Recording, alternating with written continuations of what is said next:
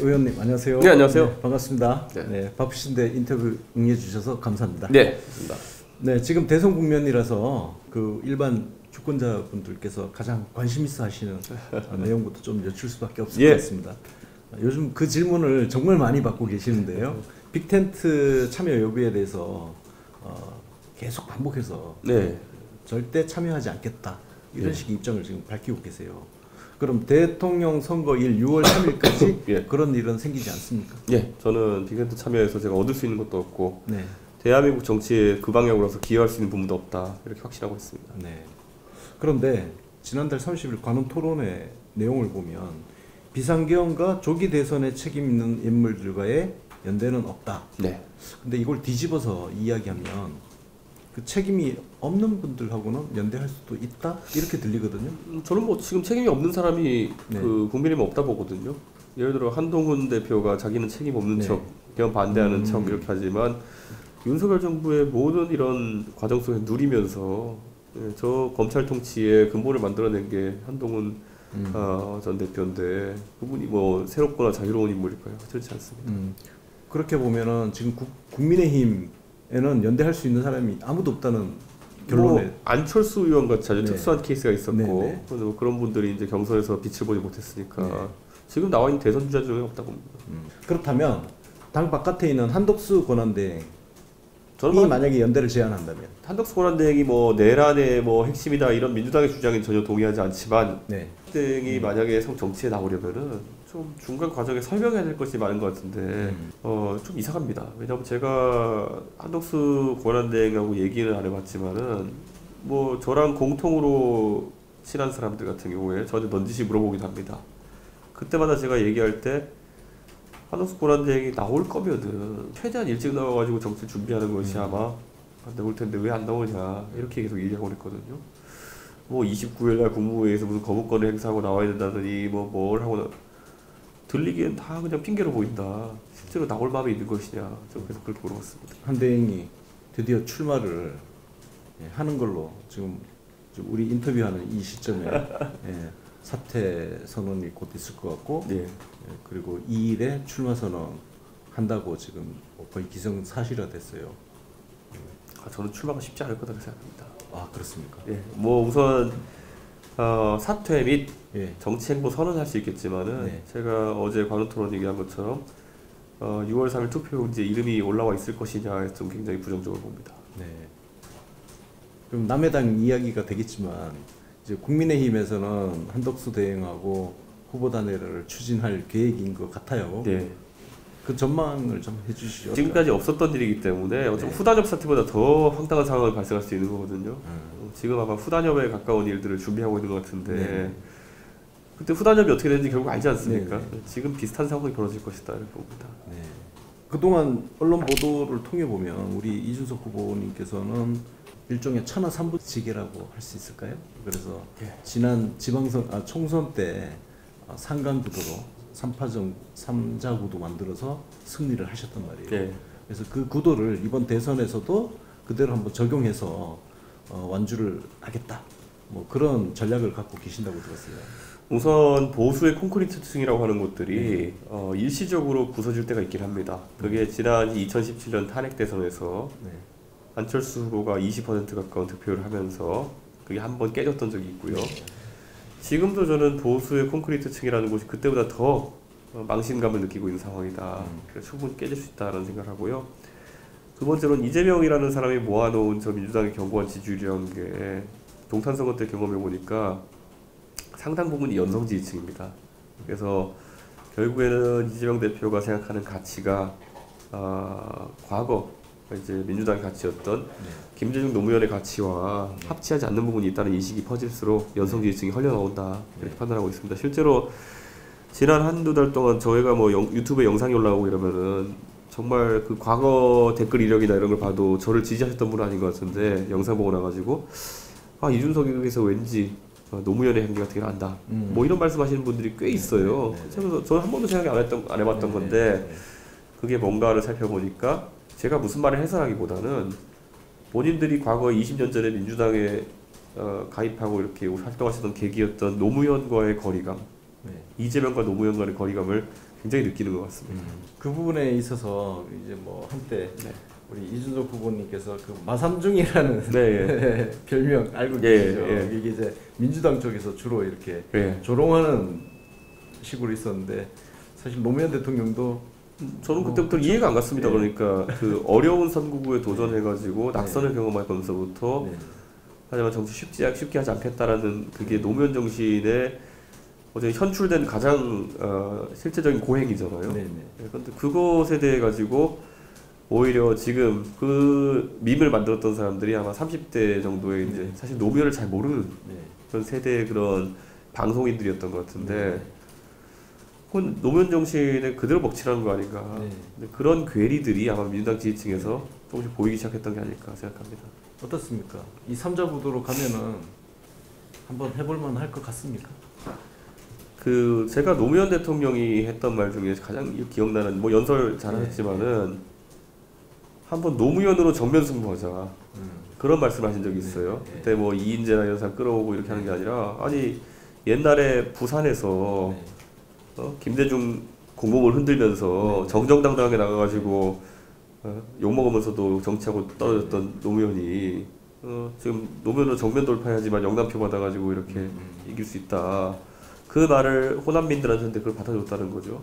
저는 지금도 이렇게 말하고 싶은 게 만약에 중도 보수 진영의 인물들이 승리를 모색한다면 저는 누구보다 당당하게 정치를 해왔고 그리고 또 한편으로는 보수의 가치에서 벗어나는 일을 한 적도 없고 지금 용병을 자꾸 들여가지고 윤석열 그리고 한동훈 이런 끔찍한 혼종이 지금 벌어지고 있는 거거든요. 근데 그것에 기분이 좋았냐? 윤석열 대통령이 경험해보고 나니까 그것이 마음에 들더냐? 윤석열이라는 사람의 근본적 한계 뭐냐면은 본인이 보수 진영에 대해서 옹립해졌다는 생각을 하지 않는 거죠. 뭐냐? 보수 니네는 완전히 나락같고 망했고 자력으로는 정권 교체할 수 없는데 내가 시켜준 거야. 그러니까 니네는 내가 마음대로 해도 되라는 인식을 처음에 윤석열이 갖고 있었기 때문에 이 정치가 사라진 거거든요. 저는 근데 이런 식으로 용병을 들인다는 것의 실체가 지금 아마 한동훈도 똑같은 선민의식 갖고 있을 겁니다. 예. 근데 실적은 오히려 없고 구원자인 것처럼 행동할 거라는 거죠. 그게 얼마나 반정치를 만들어내는지는 확인했기 때문에 저는 그 부분에 있어서 노무현의 정면 승부처럼 저는 만약에 지금 단일화니 빅텐트 이런 말 저는 그 기술적인 면 너무 정치공학적이고요. 보수 지역의 유권자들한테 이렇게 얘기하고 싶어요. 아니면 중도층까지 이준석으로 정면 승부 해보자. 그게 작전이다 봅니다. 뭐 제가 듣기에는 굉장히 사실 좀 설득력이 좀 있게 좀 들립니다. 이합 집산이 뭐 야합으로 좀 정치 장기술로 보일 수도 있는 부분이 충분히 있거든요. 자, 약간 연결해서 보수 그 윤석열 전 대통령도 그랬지만 그만큼 지금 한국 보수 세력이 과거에 비해서 실력이 굉장히 형편없어졌고 그리고 소위 보수라는 가치가 도대체 이 보수 진영이 지향하는 가치가 뭐냐 이런 게 이것도 도대체 알 수가 없다. 이런 측면이 있어요. 그래서 우리 이준석 후보님께서 생각하시는 진짜 이 대한민국 사회에서의 어떤 보수가 지향해야 할 가치라든지 뭐 그런 부분이 있다면 저는 윤석열 한동훈조가 등장하면서부터 우선 법치라는 게 굉장히 많이 흔들렸다라는 생각합니다. 이 사람들은 법치라는 것이 룰 오브 로라고 하는 것이 위정자가 법에 맞게 나라를 운영하는 것이 법치의 근간입니다. 그런데 이 사람들은 법을 통해서 사법을 하는 사람 또는 준사법을 하는 사람들이 검찰이나 판관들이 나라를 이끌어가는 걸 법치라고 생각하고 있는 것 같아요. 그래가지고 예전에 윤석열이라는 사람이 서울대생들한테 강연하는데 갑자기 뜬금없는 얘기예요. 여러분이 만약에 훈련된 검사를 만나면은 생고생할 수 있다 조심해라 뭐 이런 얘기를 하거든요. 그걸 대학생들한테 가서 하고 있는 겁니다. 그러니까 저는 이 사람이 법을 통해 가지고 누구 하나 범죄자 만들고 이렇게 하는 건 식은죽 먹기라는 생각으로 이렇게 정치를 해왔기 때문에 나라 욕골이다 생각하는 거고요. 저는 대한민국 보수가 이제는 명확하게 세워야 될 지향점이 결국에는 자유와 민주라는 단어에 대해서 내재화하고 그 다음에 또 아까 실체화하는 것이 굉장히 중요하다 생각하는데요. 내 멋대로 해도 될 자유가 아니라 사람들의 자유를 지키는 그런 방향에서의 행동이라든지 제가 봤을 때는 국가의 다원화라든지 국가의 어떤 비전에 대해서 다양한 사람들이 함께 할 수 있는 다원화라든지 이런 큰 공동체의 가치들을 상실한 것이 지금 가장 큰 문제다. 그런 생각하고 있습니다. 그래서 저는 우선 사상의 자유를 가지고 와야 되는 것이거든요. 그런데 우리가 잘 아는 것처럼 우리나라의 보수주의라 하는 것은 반공주의와 이렇게 혼재되기도 하고 그런 과정 속에서 이질적으로 좀 발달해온 게 사실입니다. 네, 그렇죠. 예. 좀 이상하죠. 다른 의견에 대한 배척이 그냥 일상화되어 있는 것이죠. 네. 그래서 굉장히 전체주의적이고 네. 민주주의 체제 자체를 이해하는 데 있어서 약간 다원주의 같은 걸 전혀 이해하지 못하고 그저 선출된 왕을 모시는 네. 왕을 선출하는 절차 정도로만 이제 이해하고 있고 그 다음은 왕이 알아서 하는 거다. 이런 게 돼 있는데 저는 솔직히 대한민국 보수 진영의 문제라기보다는 정치권 전반의 문제를 보고 싶어요. 하다못해 제가 지난달에 이제 이재명 대표의 엔비디아 뭐 구상 이런 걸 비판하면서 제가 뭐라고 그냥 갖다 꽂았냐면은 저거야말로 박정희주의의 잔재가 아니고 뭐냐 이런 얘기를 했거든요. 사실 국가개발주의 많은 사람들이 이재명이 민주당 사람들이 왜 박정희주의가 나오지 생각했겠지만은 그걸 국민들이 바라고 있고 또 그걸 정치인들이 하겠다고 뻥을 치면서 연명해 나간 나라가 대한민국이라는 거죠. 그러니까 국가 지상주의, 국가의 주도력을 너무 폭넓게 인정해버리니까 어떤 민간의 창의력이라는 게 끼어들 공간이 없는 거죠. 그래서 저는 이 보수의 철학을 구현하기 위해서 제 지금 공약들을 보면은 많은 것들을 자유, 책임, 분권의 틀에서 권력을 나눠주고 한편으로는 뭐 또 이 작은 정부라든지 국가의 개입을 최소화한다든지 이런 큰 틀을 가져가고 있다. 그러니까 분권과 자유와 책임 이 얘기를 하고 있습니다. 관련된 질문하고는 뭐 딱히 아주 연관관계가 있다고는 할 수 없는데 우리 이준석 후보님이 소위 이대남이라고 하는 어떤 그런 상징적인 존재처럼 되어 있어요. 대신 명과 암이 있듯이 여성 유권자들로부터 비토를 많이 받는다 그런 평가를 받고 있어요. 이 자리를 빌어서 우리 이 후보님이 그 부분에 대해서 이런 건 오해다 뭐 그렇게 한번 말씀하고 싶으신 부분이 있다면. 우선 첫째로는 그 국민의힘에서 저를 그냥 생짜로 내쫓으려고 하는 사람들이 굉장히 이미지에 더 씌우는 것이 뭐 이런 성상납부터 시작해가지고 희한한 걸 뒤집어 씌워놨어요. 그리고 뭐 뉴스에 그런 것이 처음 노정될 때는 굉장히 폭발적으로 노정되고 그 다음에 나중에 그게 해소된 다음에는 그만큼 노정이 안 되거든요. 그래서 아직도 가면은 무슨 성상납 얘기하는 사람들이 있어요. 근데 이미 그에 대해서 벌써 1년 가까이 전에 뭐 무혐의 판단이 다 나왔던 것이고 사실무근인데 저는 그런 것들에 대해서도 사실 굉장히 보수 지역이 스스로 자해공갈성 행위를 했다 이런 생각이 들고요. 두 번째는 마찬가지로 제가 지금까지 정치하면서 남성의 이익을 향상시키고 여성의 이익을 저하시키는 정책을 낸 것을 단 하나도 기억할 수가 없거든요. 근데 이게 마찬가지로 이준석 쫓아내기 과정 속에서 프로파간다로 많이 활용됩니다. 이게 국민의힘이 한 지방선거에서 20대 30대 남성 여성에서 고루 사상 최대 지지율에 가까운 지지율을 득합니다. 그런데 남성이 좀 더 치고 올라갔죠. 그렇기 때문에 거기서 남녀 간의 괴리가 생겨 많습니다. 근데 그걸 이제 이준석이 때문에 여자한테 표를 못 받는다라고 선동한 겁니다. 근데 제 입장에서 그러니까 여기서 사람들이 저한테 어떻게 할 거냐 물어볼 때도 제가 사실 어떻게 할 경우에 어떻게 한 것이 없기 때문에 어떻게 바꿔나갈 것이냐도 굉장히 모호한데 하여튼 그렇게 이미지를 더 씌워놓은 것에 대해서는 뭐 장기적으로야 제가 그걸 감내하고 해결해 나가겠지만은 말 그대로 보수 진영이 술탄 까놓은 거다. 그 권력 탈취에 굉장히 목숨 걸었던 윤핵관들이 계속 그런 터트리는 게 굉장히 컸습니다. 그 관련해서 특히 이제 또 전장현 지하철 시위를 하고 계시는 전장현 쪽 시위 문화에 대해서 지속적으로 문제 제기를 하고 계세요. 아까 전에 그 이대남 현상하고 이렇게 두 개를 엮어서 평을 하기를 우리 이준석 후보께서 혐오 정치를 한다 이런 평가를 하고 있어요. 이 부분에 대해서 저는 대한민국의 민주 진보 진영에서 자기들이 당한 걸 그대로 다음 세대한테 하려고 한다.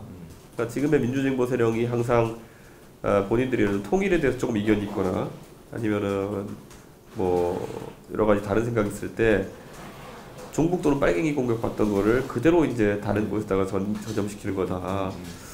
뭐 북한과의 관계에서 조금만 다른 얘기를 해도 중국 빨갱이 소리 했던 것처럼 지금 이 사회적 PC주의라는 큰 틀 안에서 그것에 조금이라도 다른 의견을 제시하면은 갈라치기 혐오로 낙인 찍는 것, 이거야말로 이제 싸잡기거든요. 스테레오타이핑이거든요. 일종의 메카시즘에 가까운 것이죠. 그런데 이게 지금 벌써 젊은 사람들은 이 낙인 찍기에 대해 가지고 조금씩 거부 의식을 드러내고 있는 거거든요. 네.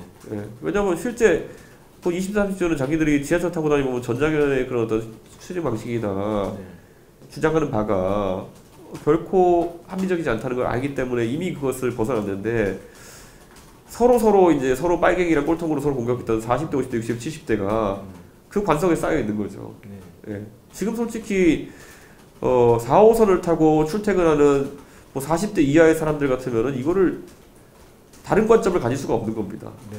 예. 근데 말 그대로 그냥 어떤 평론가가 만들어내서 뭐 혐오나 갈라치기다 그러면 그게 그런 줄 알고 거기에 쫓아가는 그런 어떤 관성 속에 있는 오히려 과거에 서로가 서로를 몰았던 그런 세대는 아직 벗어나지 못하는 것 같습니다. 네. 자, 그럼 다시 또 조금 대선 이야기로 돌아와서 우리 후보님께서 관심 있는 주제인지는 모르겠지만 바깥에 빅텐트론에서 좀 회자되고 있는 논의 중에 하나가 개헌연대가 있습니다. 네. 이게 차기 대통령 임기를 3년으로 단축해서 2028년에 대선과 총선을 동시에 치르는 개헌을 하자. 그래서 이번 정부 성격을 과도 정부 성격으로 그렇게 해서 네. 대선을 치르자 이런 논의가 있어요. 여기에 대해서 어떻게 생각하십니까? 어느 누구도 관심 갖지 않는 개헌에 대해 가지고 그 혼자 북치고 장구치고 하는 사람들이 좀 있다. 지금 대선이 30일 정도 남은 상황에서 누가 개헌 갖고 지금 관심이 있겠느냐. 네. 저는 이제 탄핵 직후에도 이 개헌 띄우려고 하는 사람들이 있으면은 네. 제발 할 거 많아 죽겠는데 그 시간 끌기 하지 마라. 개헌은 패배자 연어다. 네. 그러니까 말 그대로 본인들이 권력을 득할 가능성이 높다 생각하면 개헌을 통한 분권이나 권력 나누기를 하려고 하겠느냐. 보통 개헌이라는 것이 제왕적 대통령제는 개선의 방안으로 나오는 것인데 저는 지금 시점에서 개헌은 수요가 있다 하더라도 대선을 앞둔 상황에서 연대나 협의를 통해서 이루어질 것이 아니고 그것이 이재명이든 이준석이든 다른 사람들이 간에 당선된 사람이 자기 권력이 가장 강할 때 선의를 바탕으로 내려놓은 방향으로 개헌을 선포하는 방법밖에 없다. 그렇게 생각합니다. 그래서 뭐 솔직히 저는 이 빅텐트도 네. 구조상으로 큰 문제가 있다고 보는 게 네. 제가 뭐 이낙연 대표 같은 분이랑 그 만났을 때도 네, 당을 한번 했었죠. 그게 뭐 개개인이 나쁘고 이래서 문제가 아니라 결국엔 대통령 되려고 모인 사람들끼리는 이 협의나 합의가 잘 안 됩니다. 그래서 시너지가 나기 잘 어렵다 그런 생각합니다. 네. 자, 그 빅텐트 관련해서 우리 관훈 토론회에서 이렇게 말씀하셨어요. 제가 만들고 싶은 빅텐트가 있다면 과학기술의 빅텐트, 원칙과 상식의 빅텐트, 좌도 우도 아니고 앞으로 나갈 것을 다짐하는 모든 사람이 함께하는 빅텐트. 안철수 융합적 사고, 홍준표 시장의 경험과 추진력, 오세훈 시장의 화학과 소통 능력 함께하는 이런 빅텐트 만들고 싶다. 네. 이걸 어떻게 해석을 해야 될까요? 빅텐트의 주제가 지금 너무 구리다는 거죠. 반 이재명 연대 저는 이런 거는 진짜 제가 제일 싫어하는 정치의 양태입니다. 네. 결국 반 이재명이라는 것은 이재명의 실체를 매우 강하게 인정해주는 역효과만 갖고 있는 거거든요. 그래서 이런 연대 옛날에 제가 박근혜 문재인 대선을 봐도 반 박근혜 무슨 뭐 연대 뭐 이런 얘기하고 그랬거든요. 저는 그 두려움의 표출 자체가 패배 시그널이다. 그래서 저는 그런 거 하지 않았으면 좋겠다. 이재명이라는 사람이 지금 상황에서 가진 약점들이 있습니다. 아직 노정이 안 된 것들이 있긴 한데 그런 것들을 어떻게 대선 과정에서 잘 파헤쳐가지고 국민들에게 이제 그 사람의 위험성을 알리냐가 중요한 거지. 반 이재명 아무리 그 노래 부르고 네 글자를 되뇌어도 이게 주문도 아니고 되지가 않습니다. 왜냐하면 특히 이재명이라는 사람이 극도의 악인으로 묘사되고 그가 악마화되던 시절은 그가 윤석열에 비해 가지고 더 악마인 것이 유지되던 상황에서 그랬거든요. 근데 윤석열이나 범 여권이 희대의 악인으로 지금 격상된 상황 속에서 아니 개업을 터뜨린 게 중요한 거지 뭐 형수랑 무슨 뭐 욕설하고 이런 게 뭐 그렇게 대단한 거겠습니까? 저는 경중이 차이가 이제 확 나버렸다. 네. 그런 생각입니다. 관련해서 이런 말씀하셨어요. 정치를 양쪽으로 갈라 독단과 폭주, 거부권과 탄핵으로 점철됐던 지난날. 그러니까 이게 과거의 이 정치의 어떤 극단적인 대결 정치를 이제 비판을 하셨어요. 그래서 이 정치를 극복을 해야 된다는 말씀을 하신 건데 네. 그 측면에서 보면 그 양극단의 갈등 정치 정점에 윤석열 전 대통령과 이재명 대표의 이 대립이 있었단 말이에요. 네. 그래서 한 분은 탄핵으로 파면돼서 청산이 됐고 나머지 한 분을 이제 청산하자. 이게 반 이재명 연대의 핵심인데 저는 그럴 거였으면 더 빨리 이 계엄을 털어냈어야 되죠. 지금 이재명이라는 사람이 본인에 대한 소곡 검증과 이런 걸 피하면서 한 문장에 달라붙어서 연명하는 거거든요. 내라는 종식되지 않았다. 네. 예. 만약에 국민의힘과 그 주변에서 윤석열 대통령의 계엄이 발생한 즉시 이것은 당의 가치와 맞지 않는다. 그리고 저 사람 처벌받아야 된다. 탄핵에 찬성하겠다 이랬으면요. 네. 이재명이라는 사람이 오히려 당황했을 거예요. 근데 지금은 그거 붙들고 4개월 동안 무슨 뭐 개몽이니 이러고 앉아있다가 지금 와가지고 그러려니까 안 되는 거죠. 네. 저는 오히려 이재명을 크게 도와준 것은 윤석열과 그 일파의 말도 안 되는 거로 씌우기, 뻗팅기기 이런 거다. 이번 대통령 선거가 끝나고 네. 만약에 이재명이 대통령이 되는 상황이 생기면요. 나중에 공신력을 뽑아보면은 1번부터 30번까지 민주당이 없을 겁니다. 네. 1번부터 30번까지 전부 다 국민의힘이 있을 겁니다. 네. 자, 우리 이 후보께서 어쨌든 되게 소수 정당이에요. 네. 만약에 이 3자 구도 속에서 정말 소위 이변이 일어나서 대통령이 된다. 그러면 내각을 꾸리는 것부터 해서 쉽지 않을 것 같습니다. 그런 측면에서 보면 결국은 연립정부 구성이 필요한 거 아니냐.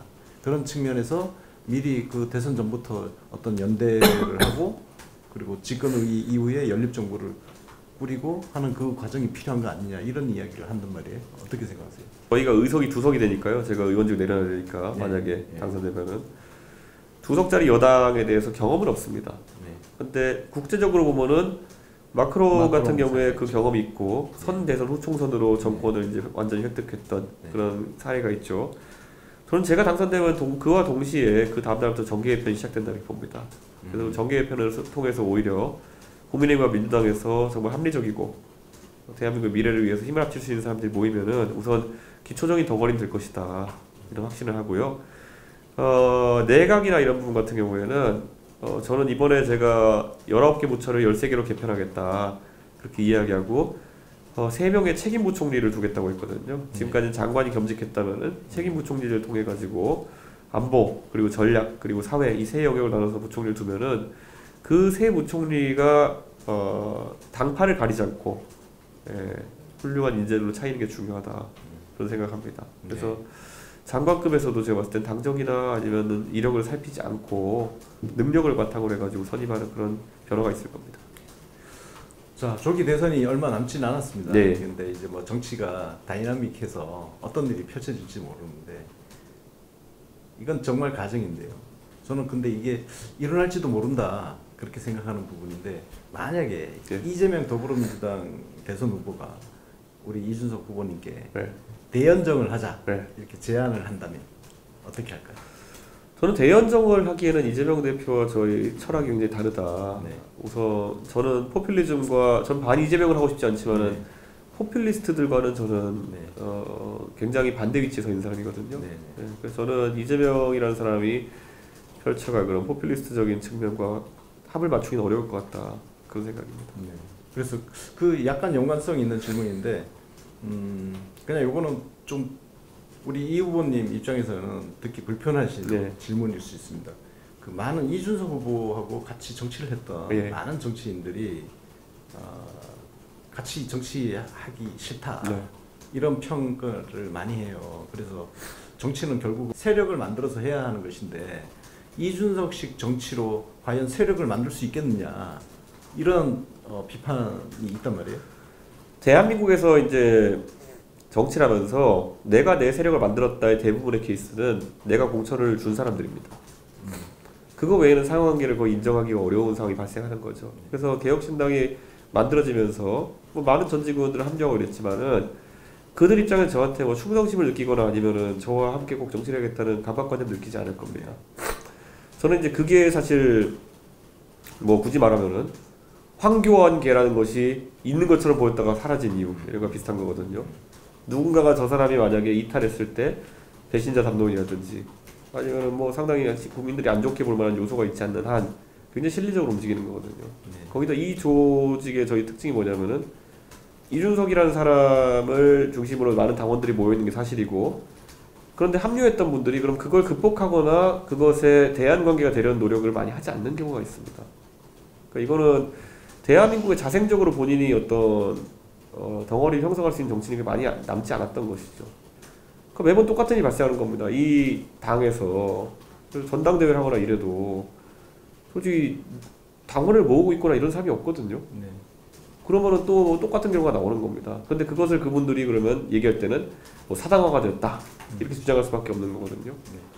저는 이 고리는 반복되고 있고, 제가 안철수, 유승민의 사례를 들어서 얘기해도 바른미래당 같은 경우에도 사실 안철수 의원이 국민의당 38석 만들어가지고 화려하게 이제 제3당으로서 등장했지만은 나중에 바른미래당에 합류할 때는 그거 절반 정도 되는 인원만 합류를 했거든요. 나머지는 민평당을 만들어서 떨어져 나가고요. 유승민 의원이 바른정당 만들었을 때 33명 정도가 합류했는데 나중에 결국 새로운 보수당 만들 때 7명 정도 남았습니다.